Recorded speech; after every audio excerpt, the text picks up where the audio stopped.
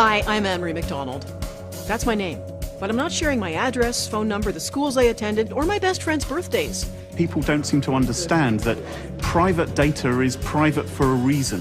You know what else I'd keep to myself? Silly photos, personal grudges, and anything even remotely embarrassing from the distant past.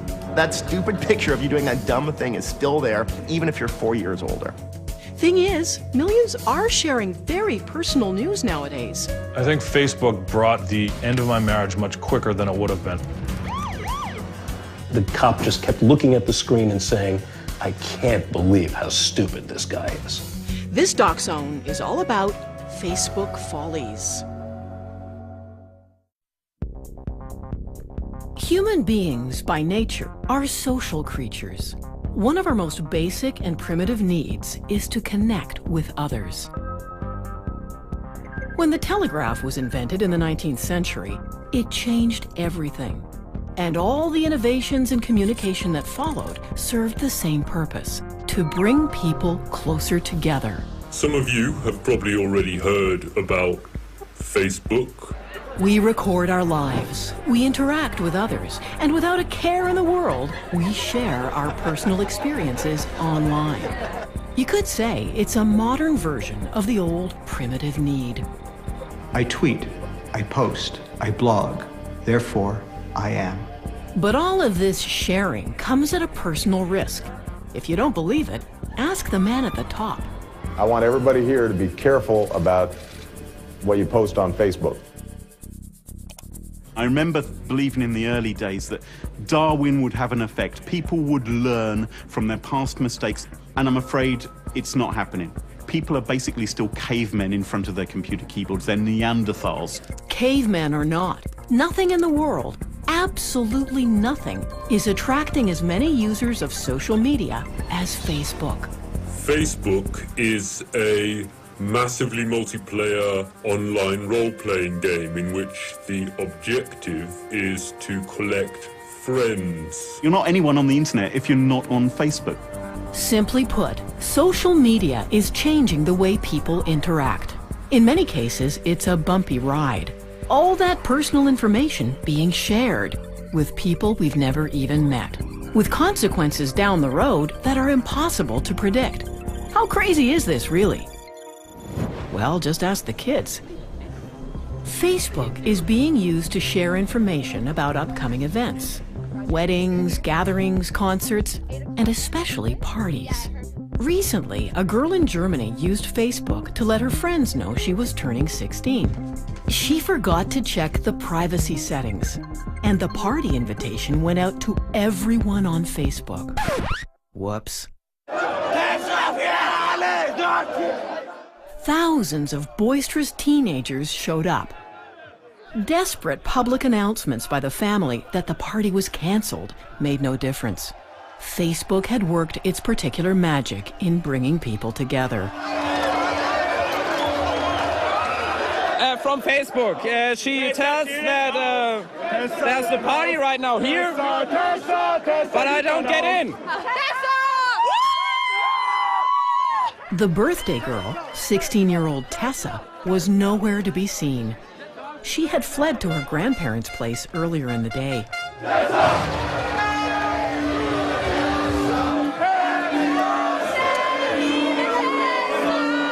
One careless click on Facebook, a momentary lapse by a 16-year-old, a lifetime of Facebook notoriety.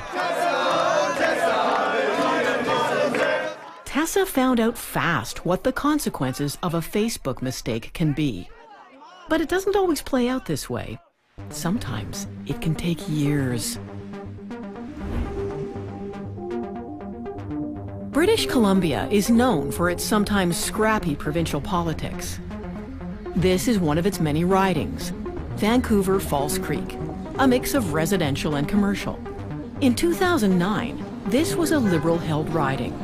The provincial NDP wanted to change that, and they thought they might with a fresh candidate, someone completely new to politics. Their candidate? Ray Lamb, younger than your average politician, and ready for a new way of doing things. I saw the potential of Facebook and Twitter, and I tried to use that to communicate with my constituents. Facebook did play a part in Ray's campaign, but not at all in the way he imagined it would. Just as it was getting off the ground, his political career came to a sudden and spectacular end. All thanks to some old photos found on Facebook and leaked to the media by his Liberal opponent. They were high school photos. In that context, it's fairly innocuous, but the context that it was put in during the campaign made it a lot more volatile than it actually was.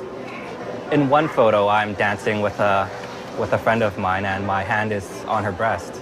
In another photo, I have two friends that are looking at my underwear. The pictures, taken years before and mostly forgotten, were preserved in a quiet corner of Facebook. The news wasn't covering NDP policy decisions anymore or the NDP platform. They were talking about these Facebook pictures. I thought they showed a lack of judgment. It's his age, you know, we all recognize that, but when you're in politics and you're going to be a public figure, it's important that you recognize that. Ray took the decision to step down and quit the race. A political career dashed to pieces by some random high school photos. For Ray, it's a lost opportunity and more than a little unfair.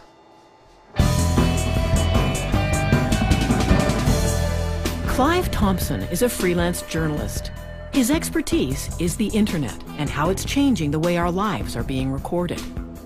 You know, for generations, we've been able to move on from bad or dumb things we've done. But in Facebook, social forgetting is a lot harder because that photo of that dumb thing you did is still there. It doesn't degrade. So the fear is that Facebook makes social forgetting difficult or impossible. It makes it harder to move on from things you did in the past. When you look at what I've done and what I've been through since high school, the education, the work experience, the experience in the community, that far outweighs what I would have or could have done when I was in high school. Ray's story raises the question, in future years, who will be squeaky clean enough to run for political office? Every day, literally millions of potentially damaging photos and tweets are uploaded for the world to see and remember. The royal wedding of William and Kate, April 2011. A ceremonial occasion if ever there was one. And a prestigious moment for the various regiments in Britain's armed forces. Amongst them, the much-decorated Scots Guards. Being selected for active duty on a day like this is a big deal. One guardsman who didn't make the cut, 18-year-old Cameron Riley. And all because of a posting he put on his Facebook page. In a spectacular display of bad judgment for all the world to see, Riley called the bride-to-be a stuck-up cow. For good measure, he threw in posh bitch and who really gives a f about her? For this indiscretion, Riley was removed from royal wedding duty. It's a story that will likely haunt his entire military career, or what's left of it.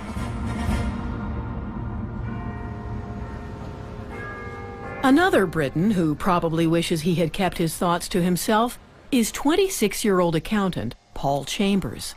Chambers had bought a ticket to fly from a small regional airport to Belfast to visit his girlfriend.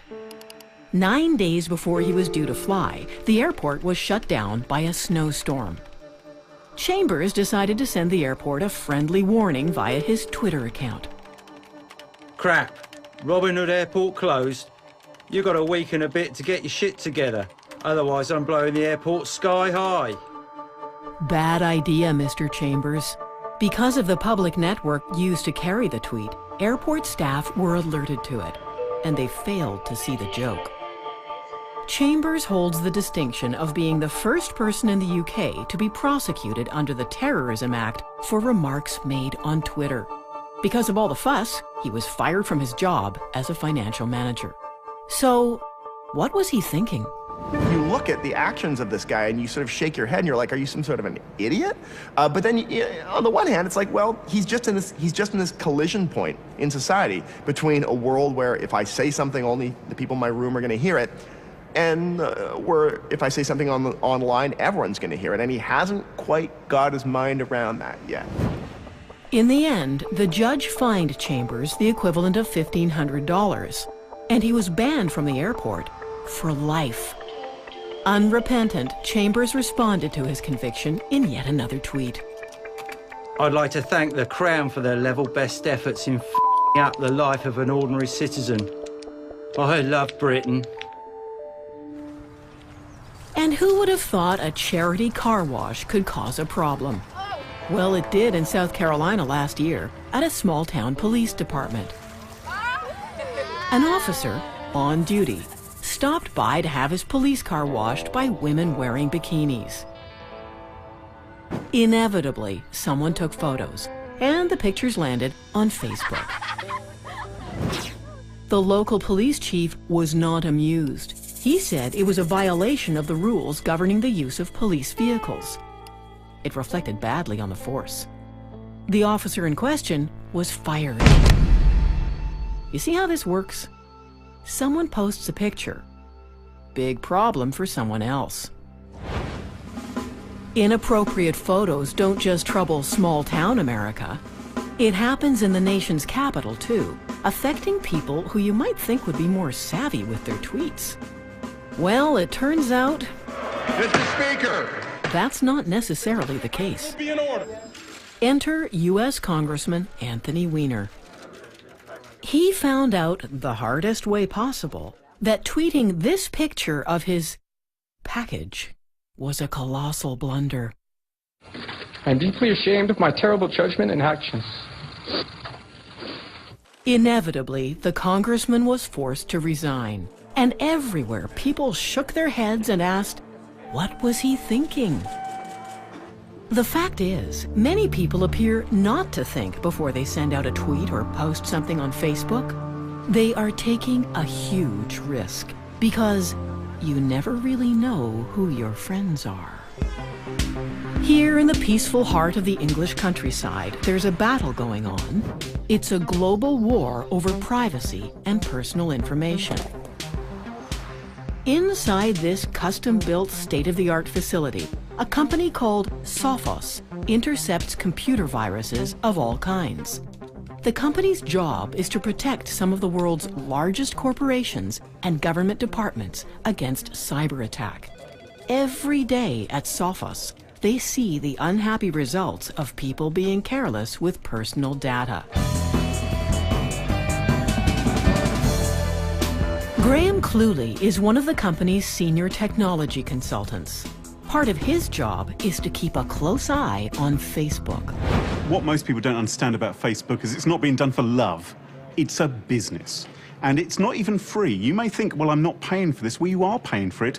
You're paying for it with your data. You're giving away personal information, which is a commodity to Facebook, which they can sell on to others. So you actually are the product which Facebook is selling. You, the product, along with your date of birth, your likes and dislikes, your email address, your interests and hobbies. Sophos suspected that, as a rule, Facebook users are far too loose about giving away their personal data. To prove it, they created a Facebook page for a small plastic frog and invited 200 complete strangers to become Facebook friends. Almost half the sample jumped at the chance to share their personal information with Freddy the Frog.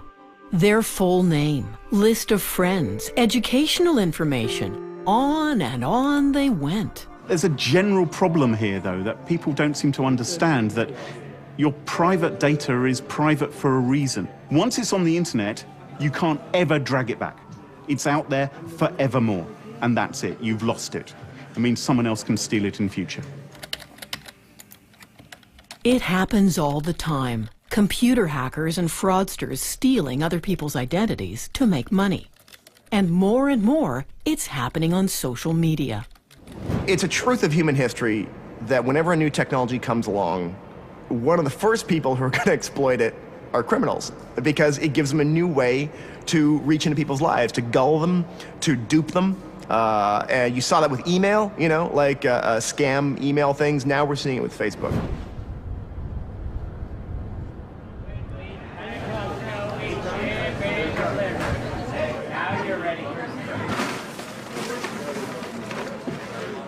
Brian Rutberg knows a thing or two about internet scams.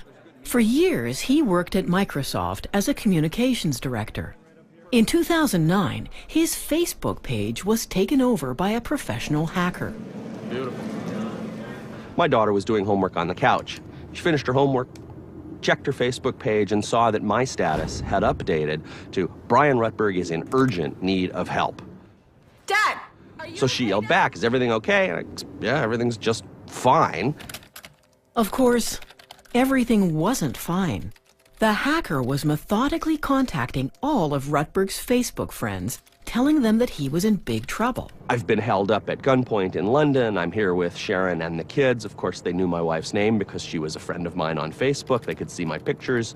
I felt terrible about this because I knew that whoever this was who had taken over my page was going to be trying to reach out to all my friends. That was going to be a headache for me, and I felt terrible for what it was going to do to my friends. The hacker on Rutberg's page was persistent. Before long, he found someone willing to send money to a Facebook friend in need. Rutberg's longtime friend Benny stepped up. In the end, he sent over $1,200 in 2 separate payments through Western Union, and someone in the UK went to the Western Union office and picked it up, claiming to be me. This cry for help scam has its origins centuries ago in the reign of Elizabeth I. Back then, the victims were conned into handing over money to help release Englishmen supposedly locked up in Spanish dungeons. It's known as the Spanish prisoner scam. And 400 years later, high-tech descendants have found their way onto Facebook. Facebook is the fastest growing hotbed of computer crime that exists on the internet. There's more crime, spam, scams, malware taking place on Facebook than anywhere else. If you want to go into the cybercrime hub of the world, right now, it's Facebook. When we come back, the face of crime on Facebook for all the world to see. We've even seen criminals and burglars post pictures of themselves at the burglary scene with the money in their hands and posted it up on Facebook.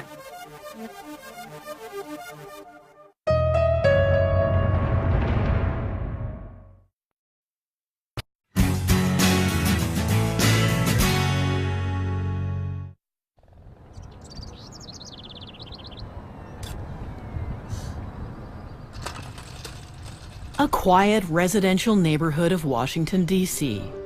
This is newspaper editor Mark Fisher and his son Aaron, both Facebook users. Facebook friends, in fact. Not long ago, in the sanctity of their own home, they experienced firsthand just how bizarre the new world of Facebook can be. It started on a Friday afternoon. Someone broke into their house through the back door. The burglar worked his way through the rooms, taking anything that caught his eye, including some cash and Aaron's laptop. He also helped himself to a brand new winter coat that had just been delivered from Macy's. The thief was long gone before Aaron got home from school, realized things were missing, and emailed his parents.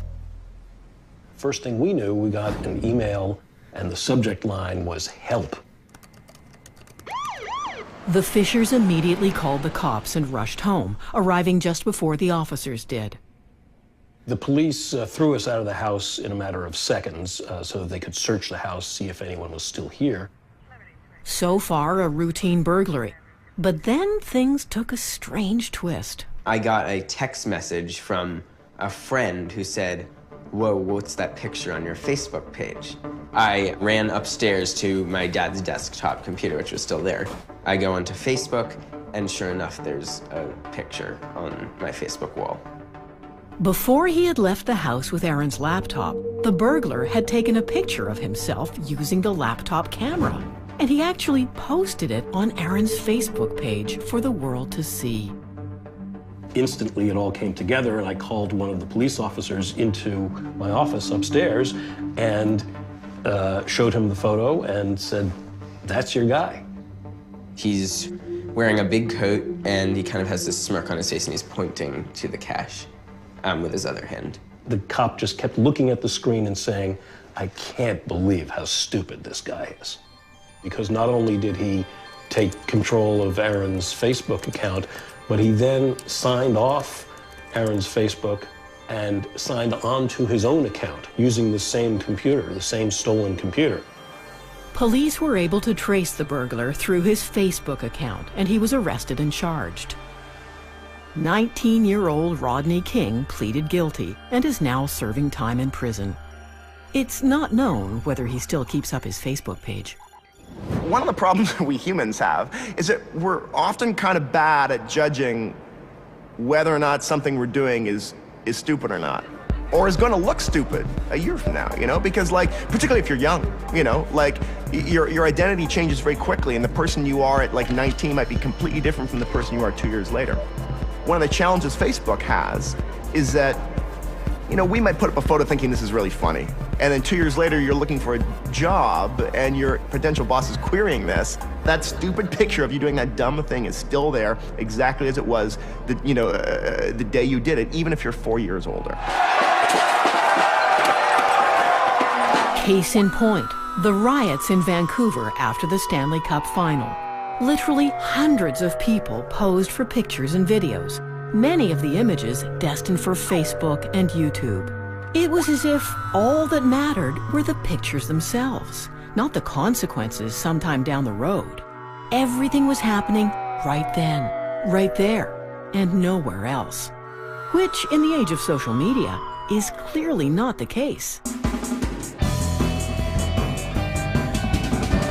Dr. Mark Fetterman is an educator and an expert in the way new media is changing the way people connect.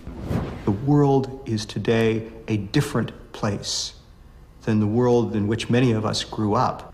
Our experience of the world seems so strange. There are people doing things that seem inappropriate. Old rules don't seem to apply, and we're really confused and conflicted about it. Because we're living through a time of massive transformation, the likes of which we haven't seen since the middle of the 16th century. A rich stream of the sights and sounds of that evening in Vancouver was available instantly online. The global connection that social media creates is all-seeing and never forgets. We are all connected.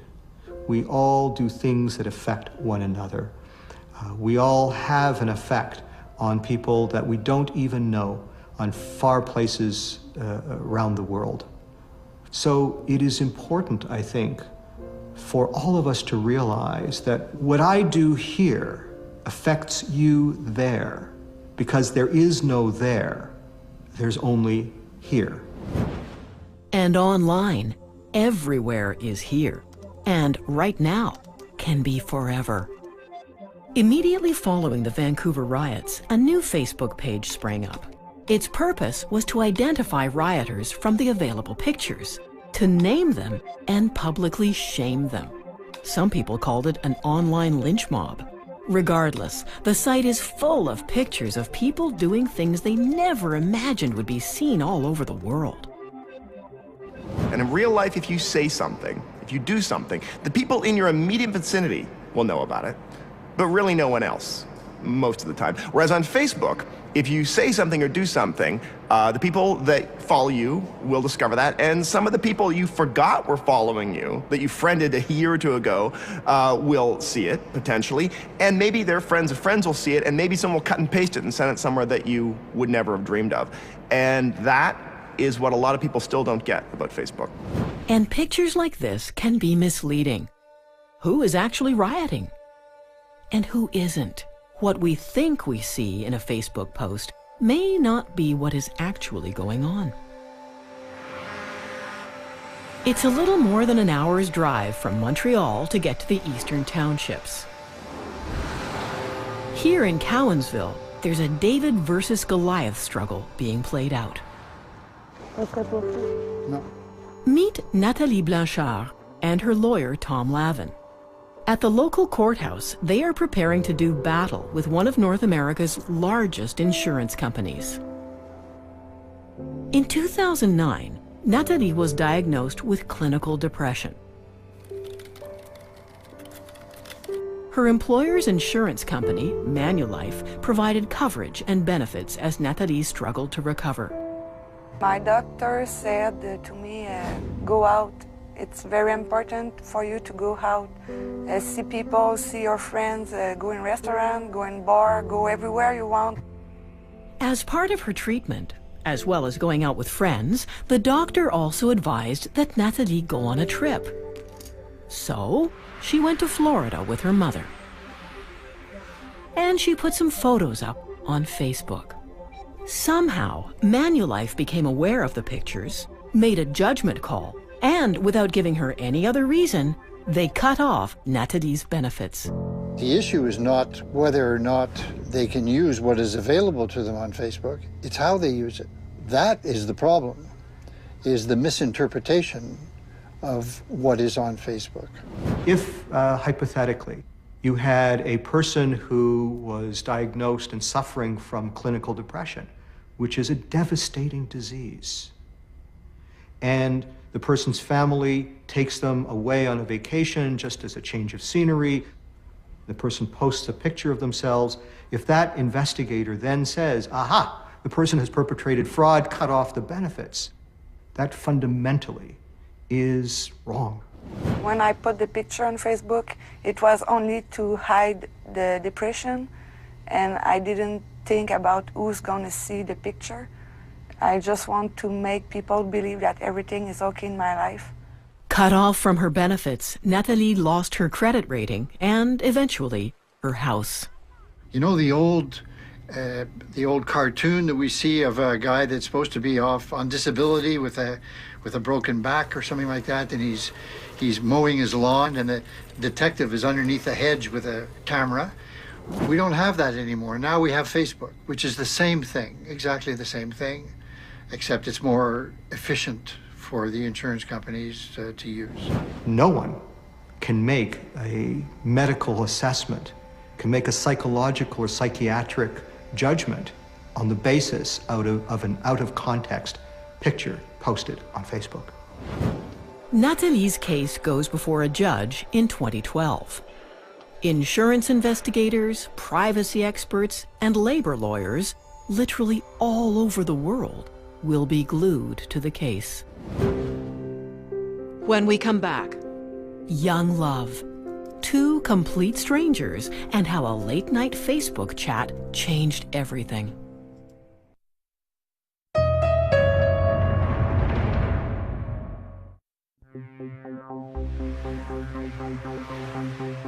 We keep hearing that Facebook is all about making connections. So how about a love story unfolding inside this house near Fort Lauderdale, Florida? Meet two young people with a lot in common, including something you might not expect. My name is Kelly Hildebrandt. My name is Kelly Hildebrandt. K-E-L-L-Y. Hildebrandt. H-I-L-D-E-B-R-A-N-D-T. How many pancakes do you want? For Kelly Hildebrandt and Kelly Hildebrandt, life together began on Facebook.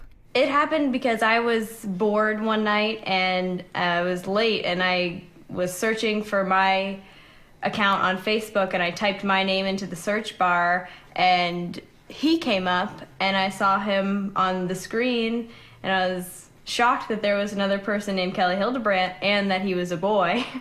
So I sent him a message. She's just like, hi, how's it going? We have the same name. And next thing I know, I'm flying to Florida to meet the other Kelly Hildebrandt.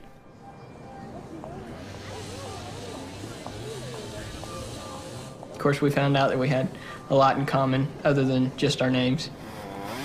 Before I came out, I told my pastor that if she's the same person face to face that she is over the phone, then she's the girl for me.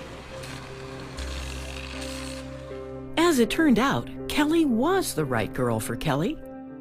Having made sure they weren't directly related in any way, the two of them got married in a Facebook fever. The chances are 1 in a million's million.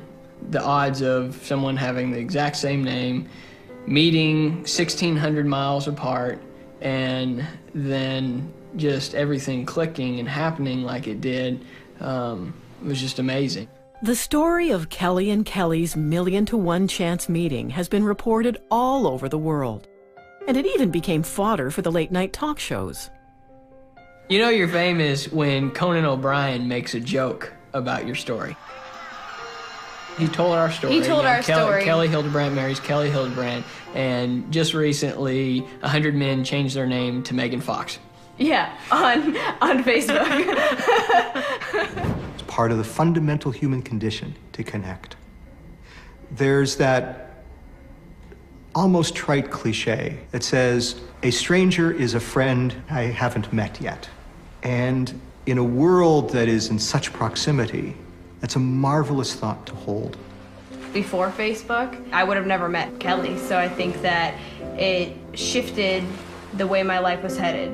I am indebted to Facebook for my beautiful wife, because if it wasn't for Facebook, I would never have met the other Kelly Hildebrandt.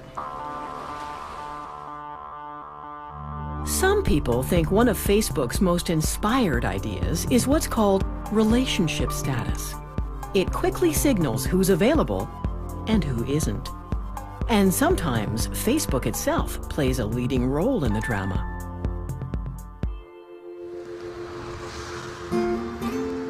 Lowell, Massachusetts is the birthplace of the American Industrial Revolution.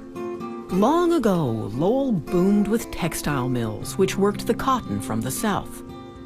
The mills are closed now, and in recent years, Lowell has struggled to redefine itself. This is where we find Ken Savage, a man who has gone through some redefinition of his own thanks to Facebook. My ex-wife used Facebook, I think, in the beginning to reach out to friends, but as soon as she started to see the power of it, she connected with some old boyfriends. We can all guess where this is heading. Sure enough, Ken's wife cheated on him, and he caught her doing it. I think Facebook brought upon the end of my marriage much quicker than it would have been. The communication wasn't there.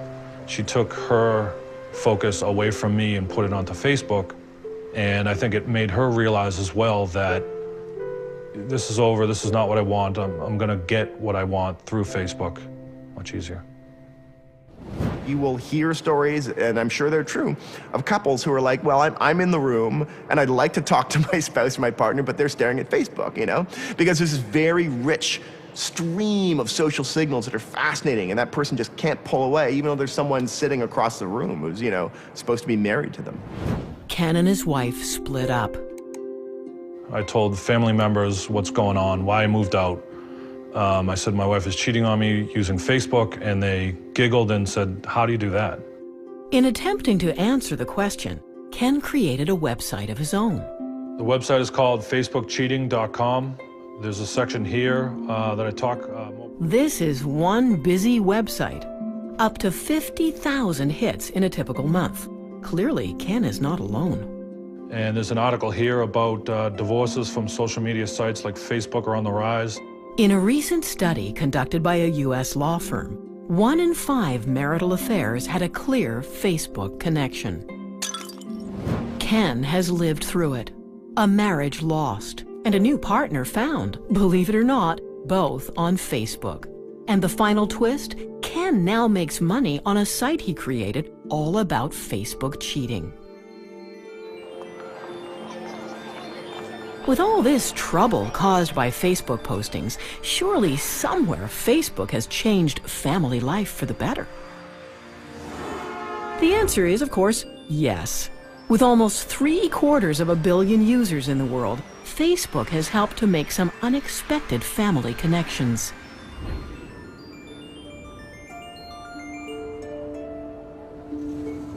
Inside this house in a quiet Regina neighborhood lives someone who has struggled with a fundamental question his whole life. I never had a father's arm around my shoulders. I just never had a father in my life. Meet Jim Toth, educator, artist, world traveler, and one-time magician. Jim's parents split up when he was very young, too young for him to remember his father. And while he did have a stepfather, the identity of his birth father stayed a family secret for decades. I did genealogy searches. I went through the archives in Saskatchewan. I even went through the Mormons to try and find out something about my birth name. And I could get nothing.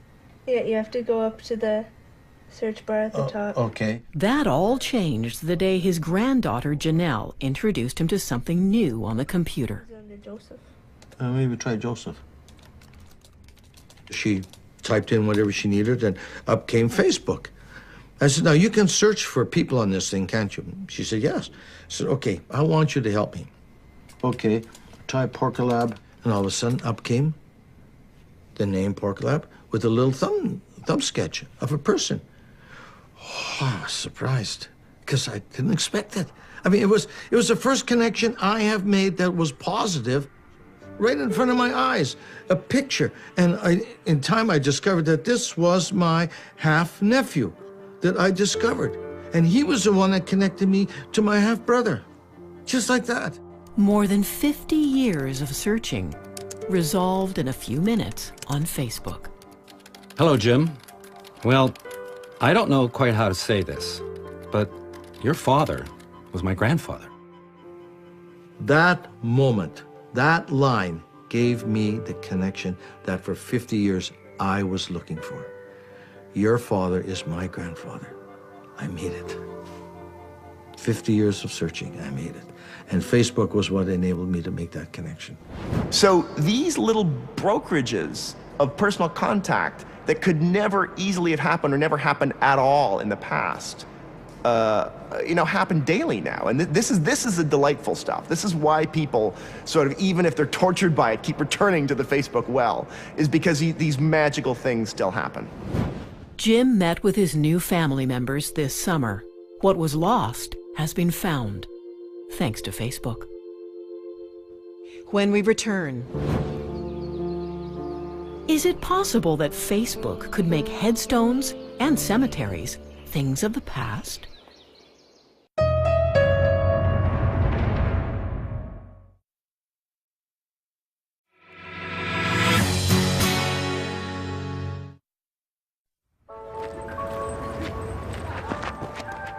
Social media brings us together in countless ways.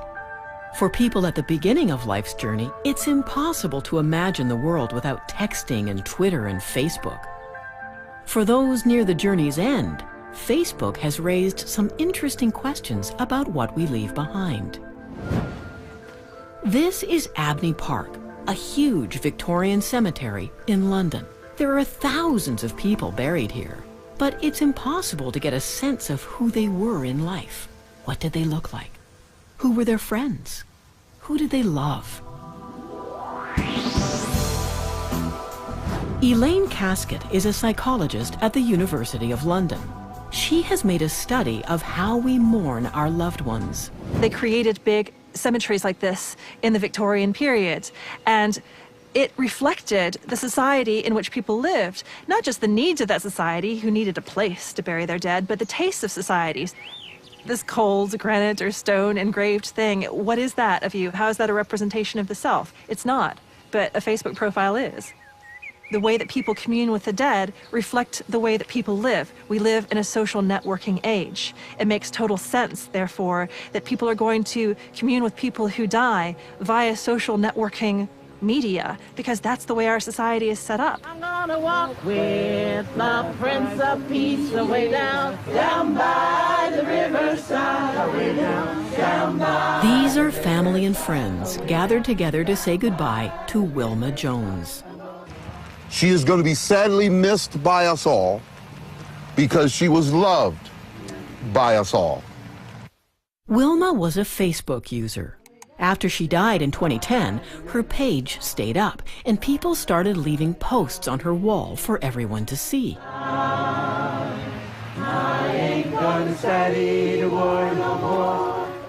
I love you, Wilma, and I know that heaven has accepted you with open arms. Since you're there, give all the family a big hug and kiss from me. If you're a really avid Facebook user and you post lots of things and you have lots of friends and lots of conversations and lots of comments on photographs and all these kinds of things, It's an incredibly rich and complex record of who you were, not just who you were as an individual, but who you were in the context of all of your relationships, including your relationships with the people that you leave behind when you die. Jesse, okay? She's just like love. That's what Wilma is. Just love. That's all I'd like to say. Thank you, Jesse. I think she's a testament to what we need to remember, what life is about. For a lot of people, it seems like continuing to communicate with somebody on Facebook feels like the most real, most connected kind of way that they can really speak to somebody and have faith that they're being heard. And that's quite powerful stuff. Hey, Auntie. I find it so weird and yet so comforting that whenever I want to talk with you, I can come on Facebook and write on your wall. It's almost as if when I press enter, I can be certain that my message is being sent straight to heaven. Hey, Jesus, God, you save us.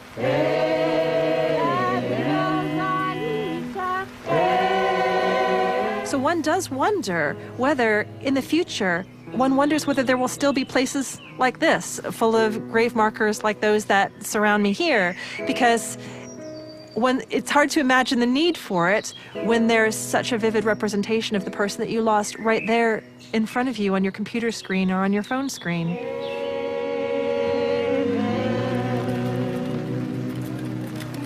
Thank you, everybody. We're ready for more now. When we're young, we tend to think of ourselves as immortal. What does it matter who sees pictures of us in unguarded moments? Having fun, speaking our minds. Who cares? Well, Ray Lamb does. So does Nathalie Blanchard, and Paul Chambers, and Cameron Riley, and Anthony Weiner, and any one of thousands of rioters in Vancouver. And on it goes, all over the world, people's reputations being undone by the use of social media. If you're not prepared to go to the middle of your city centre and get a loud hailer and shout out your personal information through that, don't put it on the internet. Anything which you don't want becoming public, you should never post on the internet, because you're effectively putting your trust in a company to keep your personal information secret, and that isn't always their business model. Whatever Facebook's business model is, it's working. And it's up to the rest of us to figure out how to adapt. Living digitally, living partly online and partly offline, is always going to have this push and pull of weird tensions. So it may be that we wind up in an even stickier wicket than we're in right now with Facebook. The next generation of social media will be upon us before we know it. And one far-off day, Facebook and Twitter will seem as quaint as the telegraph. It's not that Facebook or Twitter will change society. They're merely a grease for the wheels. They help move along a change that we're passing through now that will yet take another 150 or so years to be fully realized. Once we come out the other end, it will be a very, very different world. Facebook friends of DocZone already know this, but you can always find out more at cbc.ca/DocZone. Thanks for watching.